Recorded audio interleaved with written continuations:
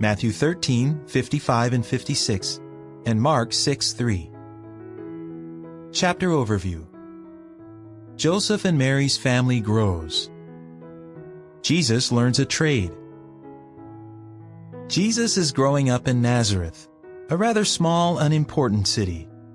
It is located up north, in the hill country of an area called Galilee, to the west of the large lake known as the Sea of Galilee.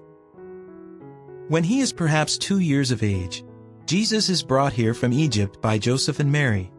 It seems that at this time, he is their only child. Later, however, his half-brothers are born: James, Joseph, Simon, and Judas. Joseph and Mary also become parents to girls, Jesus' half-sisters. Yes, Jesus has at least 6 younger brothers and sisters. Of course, Jesus has other relatives. We already know about Elizabeth and her son John. He lives many miles to the south in Judea.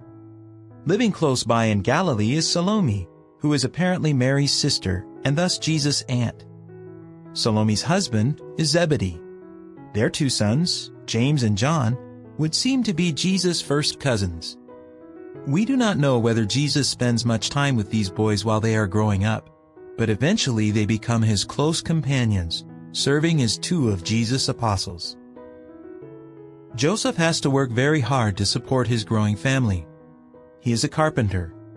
Joseph raises Jesus as his own son, so Jesus is called the carpenter's son. Matthew 13:55. Joseph teaches Jesus to be a carpenter too, and he learns well. In fact, people later say about Jesus, "This is the carpenter." Mark 6:3. The life of Joseph's family is centered on the worship of Jehovah.